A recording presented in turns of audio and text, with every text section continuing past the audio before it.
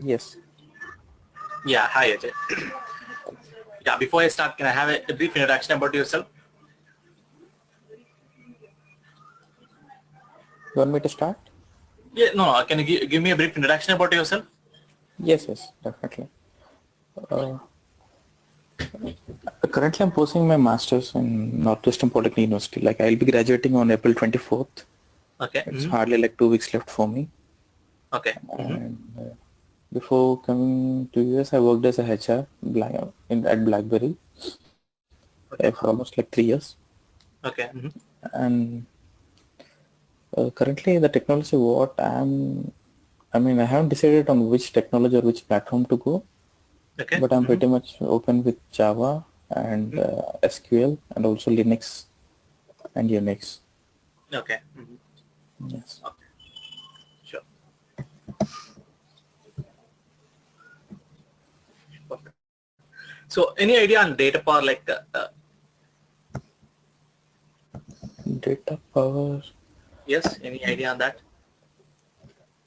Actually, it's a pretty much new term for me. But like when Deepak told me, like he called me 1 hour back and he just told like you're gonna attend a demo.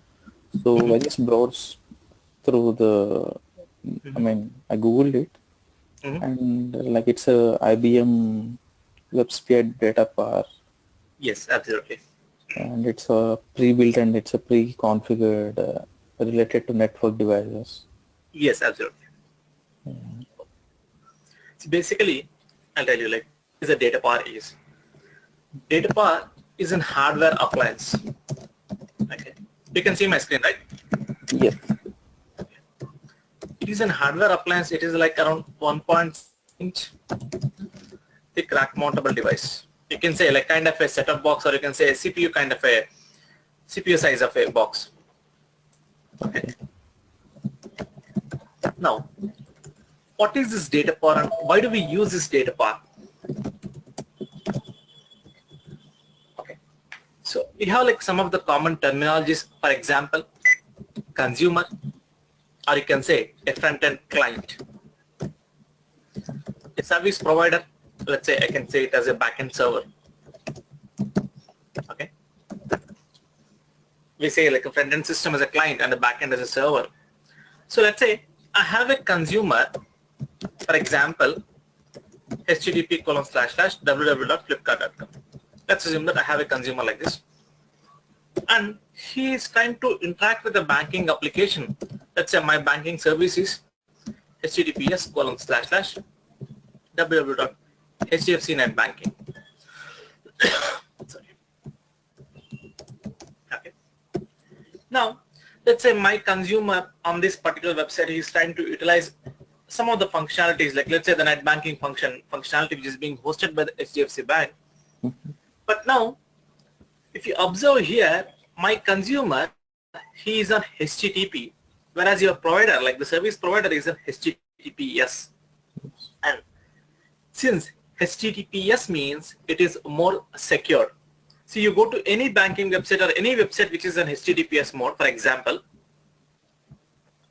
let's say the banking application itself, which is this, okay, HDFC Net Banking. You can see there is a green color lock symbol, correct? Yes.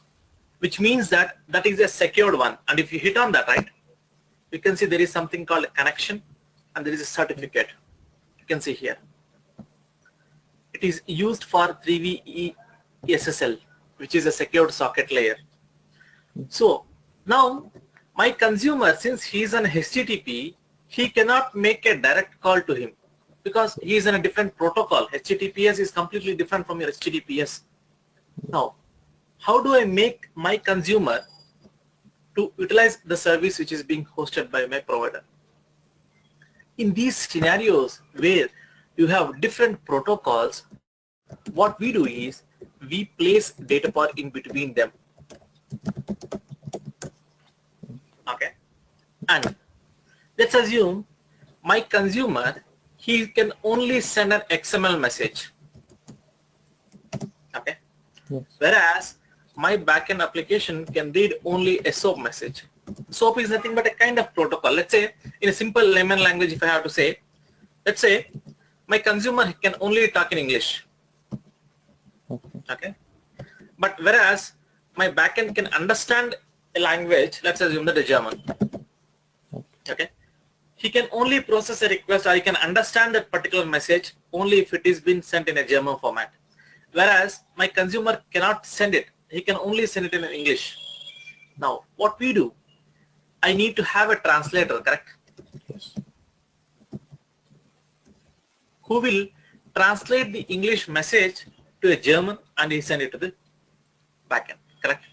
Yes. We need a translator where he can translate message from one language to the other language. So similarly over here, if I have different message formats being sent, I can do those transformations. We call that as transformations. Okay. That means my consumer can only send an XML message, but my backend can respond to that only if it is being sent as a SOAP. And my consumer can send only an HTTP, whereas my backend can process only if it is being sent over an HTTPS. So these kind of protocol conversions and the message transformations can be performed at the Datapower. Okay. So consumer is going to send an XML message over an HTTP protocol, whereas my Datapower is going to convert that XML into a SOAP and send it to the backend over an HTTPS mode. So because of this, what has been achieved here, my consumer is successfully able to talk to the provider, and there is no need for them to change their systems, correct? Yes, exactly. So whatever the work that is being required, like whatever my backend says, yes, I want a SOAP message in over an HTTPS, I'll do it at the Datapower. So rather than changing my consuming application, I'll do it everything on the Datapower. Right?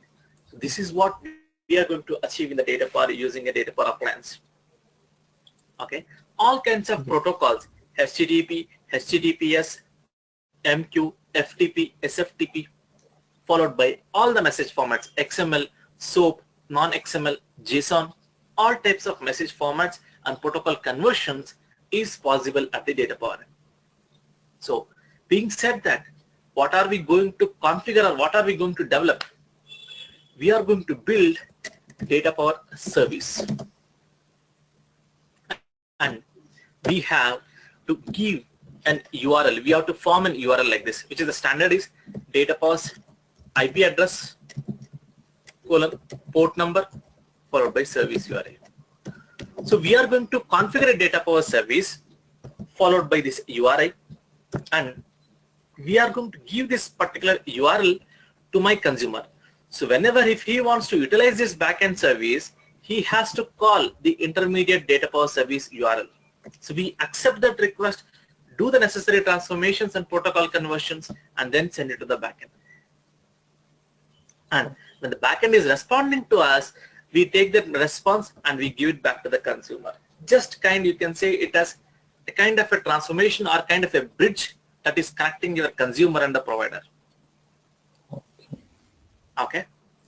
So we are going to configure these services, and now when I say configuration, Datapower is like 70 to 80% that you have to learn is only the configuration of the objects. How do we utilize the Datapower's GUI? And 20 to 30% would be a coding, which is called as XSLTs. Okay. Now, you don't require any prerequisite, like let's say you don't need a Java, you don't need a .NET, you don't need any coding languages. If you just know the basics of XML, what is an XML file, what is an XML tag, that should be more than sufficient. Even people who doesn't know, like who doesn't have any background on XML also, they're working on Datapower. That is the biggest use of the Datapower, because you don't need to learn or you don't need any prerequisite of the software languages. Okay. And my only question is, like you said, like DP will work as a mediator, right? I mean, it's like a translator. Yes. So do you think there is a data security for this? Yes. The other important usage of the Datapower is security. We can implement two layers of security in Datapower. One is your transport layer security, or you can say it as an SSL, and even you can implement a message level security. Because of these security features only, Datapower has been widely used. See, I said like transformation can be done, but most of the cases we use Datapower only for the security reason. They don't even use it for the transformation. They initially use it for mainly for the security purpose. See, initially when the Datapower has been brought into the market, it was only intended for the banking applications. You take any banking application, banking client, be it be an Amex, JPMC, Citi, any client that you, Bank of America, everyone will utilize this Datapower for the security and transformations. And later on, because of its features, Datapower has been widely utilized now in all the verticals, like you can say insurance domains, healthcare, the pharmacies, life sciences, everywhere, retail markets, everyone is going to utilize this Datapower because of its security and the features and the transformation capabilities that it has. Okay. And we have, and there is a reason, see, the number of people, if you search for a Datapower developer, you can rarely find like, you can hardly find like 10 people who are working on Datapower. In an organization, if you search for a Datapower developer, there will be hardly 10 people who will be working on that, because this is one of the most important, most demanding, like it's kind of in hard cake, like every organization is looking for a Datapower developer, not only in US, especially in India also. People, if you say that yes, you have an experience of 2 years in Datapower, that is quite enough to get a very good package and very good salary on that. So that's the demand that we have for the Datapower. And this is one of the most IBM's most, you can say, most valued product that has been released by the IBM. We have different appliances. See, as I said, it's a Datapower, it's in hardware, like how we have an iPhone 6, iPhone 7, right, or iPhone 5. So similarly, I have Datapower appliances in different ways. Like I have XA35. These are the model names. Okay, like how I said, like a Samsung Galaxy S6, S7, SCT, right? So similarly, we have different Datapower appliances, like an XA35, which stands for XML Accelerator. XG45, which stands for XML Gateway. XI50, sorry, XS40, which stands for XML Security. XI50 R52 is XML Integration.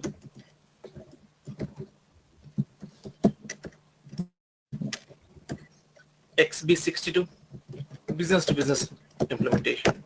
XC10, XML Caching. So we have different Datapower appliances in the market, and the most commonly and the widely preferred Datapower appliance is XI50 and 52, which is an integration appliance, which is used for all kinds of application to application integrations. Okay. And let's say today you started working on XI50, and tomorrow you might be asked to work on XI52, then absolutely you can work easily, because the configuration that you do it on one appliance is similar to the other appliances as well. The only differences is little different features followed by different performances. See, XI52 perform very well. It has a very good memory management, and it processes a request at a very fast rate. So apart from that, the configuration wise, everything is the same. Okay. And as I said, the most advanced Datapower appliance is XI52, which is an XML integration appliance. So as part of this training also, we are going to work around XI52 appliance. See this, it will look like something like this. The GUI will look like this. Yes. You will have an username and a password to log in. And when you log in, you can see this particular page. Everything is a drag and drop. See, the framework has been designed in such a way that you don't need to find, like, you don't need to create anything. Everything you just need to search. So you can see you have a simple search option. You can search over here. You can navigate through all the objects, and you can see every icon. You can see, you can just hit on that and you can configure it. So that's the reason, as I said, 70 to 80% of the work that you do on Datapower is based upon the configuration itself. How does an SSL works? How do you make your Datapower services secure? How do you transform a message? So those are the things which we have to learn. For example, let's say I'll open the course contents.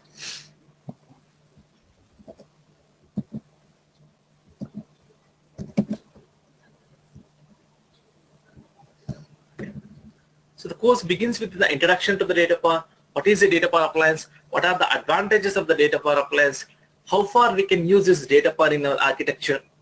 And when I say an advantage, the first advantage is the security handling. Now, how do I secure my services?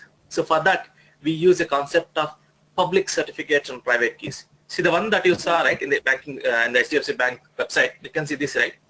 This is a public certificate. What is the difference between a public certificate and the private key, and how can you use these public certificates and private keys in order to make our Datapower services as secure? So that is this certificate configuration. Followed by, if let's say, yes, Datapower needs to utilize its own certificate for an SSL connection. Now, how do I generate my own Datapower's public certificate and private key? That is Crypto tools to generate a public certificate and a private key. Followed by different backend connections with the Datapower. How do you connect your Datapower to a backend application wherein we have a static backend and a dynamic, and 99.9% of the services that we develop in real time is based upon dynamic backend only. So what is the dynamic routing? How do you configure that in the Datapower? What are all the objects that you need in order to configure this dynamic backend? So we are going to see that in this session. Followed by SSL connectivity. What is an SSL setup? How do you configure an SSL proxy profiles? What are the directions that we'll have, like a forward, a reverse, a two-way SSL connection? How do you establish that, and how do we test it? Followed by an XML Manager. How can you use an XML Manager for a service, like which can be used for an XML thread protection and as well as a caching? How can you cache the request and the response of the Datapower? That is XML Manager. And since we are talking about web services, see, basically Datapower is nothing but configuring this web service. So if I have to configure a web service, I have to understand the concept of WSDL and XSD. WSDL is nothing but web services descriptive language. XSD is nothing but XML schema definition. What is a WSDL? What is an XSD file? What are the components of these, and how can I utilize these in my Datapower service configuration? So I'll be taking a sample example, a very simple WSDL first, and I'll be explaining you what are the components. Then I'll be taking a real-time application, and I'll be explaining you how do they use this WSDL in their service, and how can we invoke their service using Datapower, that we can see here. Okay, followed by XSLT. As I said, every Datapower service is going to use XSLT for the transformations. Any logic that you wish to implement in Datapower, you will have to write using an XSLT only. So in XSLT, we are going to see what is an XSLT file, what is an XSLT template, what is a namespace, followed by how to use an if condition, a for each condition, a when condition, followed by Datapower extension functions. So we are going to see that inside XSLT session. And a simple examples like how do you transform a message from XML to SOAP, how do you use an XSLT for the dynamic routing. So we are going to see that. Followed by front-side handler. So if you observe the Datapower URL which I updated here, I said something called a port. Okay. Even if you look into the Datapower GUI, you can see there is a port called 9090. Yes. Correct? Now, how do my consumer is going to trigger a request to the Datapower, and now how do I accept the message from the consumer? So that is going to be through a port. Port is the one where your Datapower is going to pick up the message which is being sent by your consumer. So what are the different kinds of front-end handlers that you have?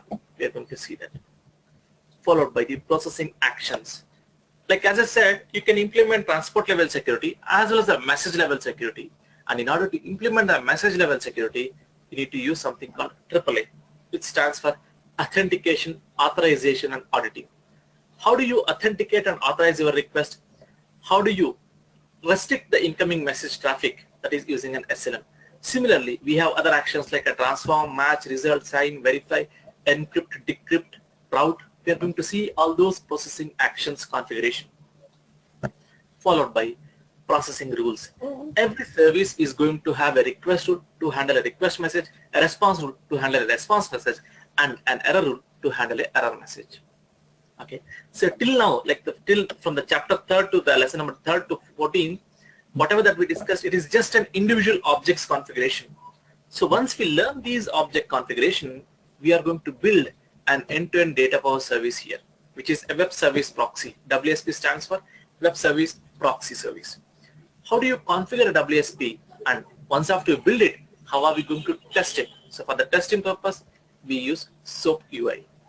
How do you make use of a SOAP UI tool in order to test your Datapower service? Now, if I'm testing it, how do I capture the logs? That is the troubleshooting. What are the different ways you can capture the logs will be discussed in the 17th and the 19th session. If in case I'm getting an error, now how do I handle that error?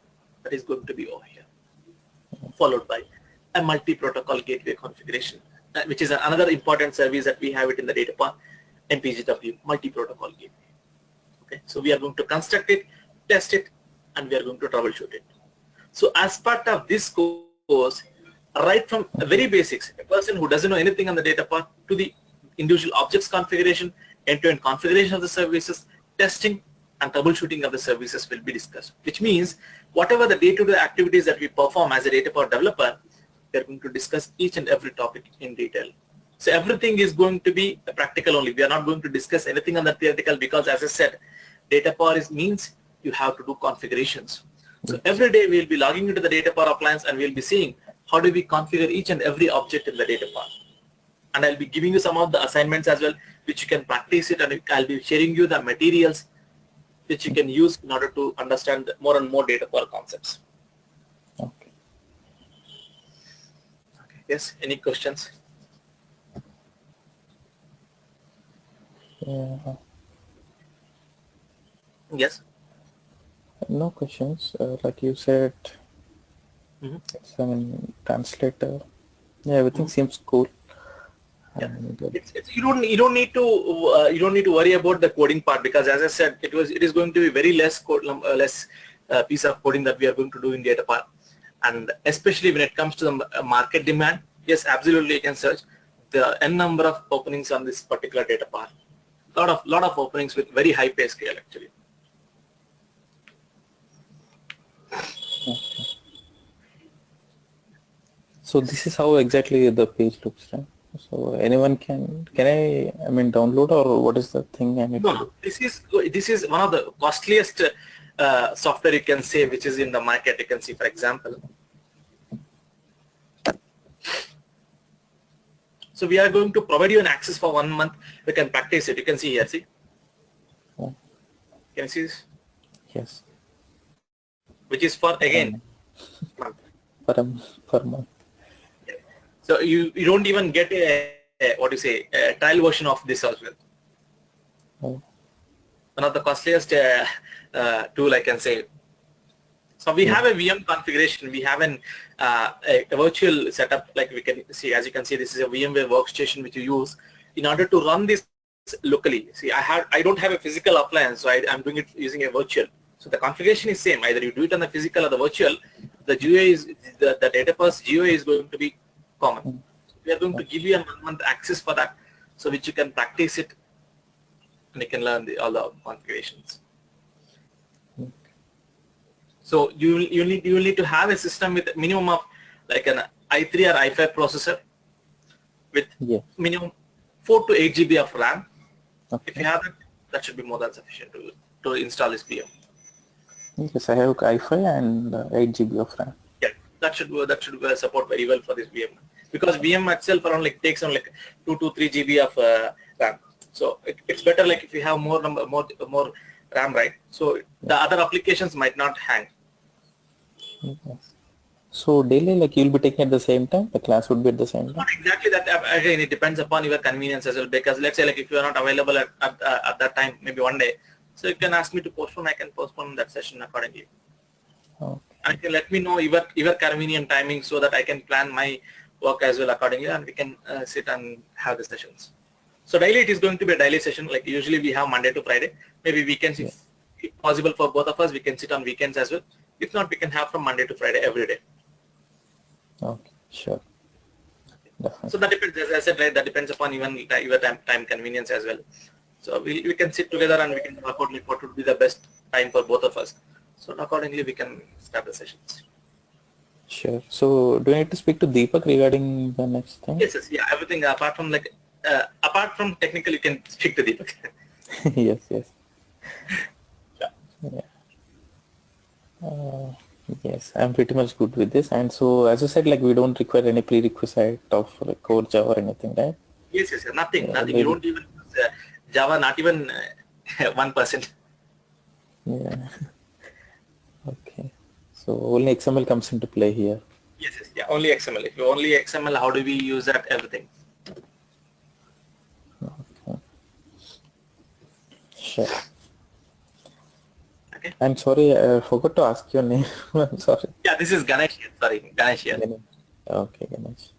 So thank you, Yeah, Ganesh. Definitely, I'll speak to Deepak regarding the other things. definitely, definitely. And it was a great class. Thank you so much. Daily will continue the same thing. Sure, sure, definitely. Anyways, yeah, this time should be fine for me as well. Yes. Yes, sure. We'll do that. Thank you so much, Ajay. Yeah, Thank bye. you, Have a Ganesh. Okay. Good night.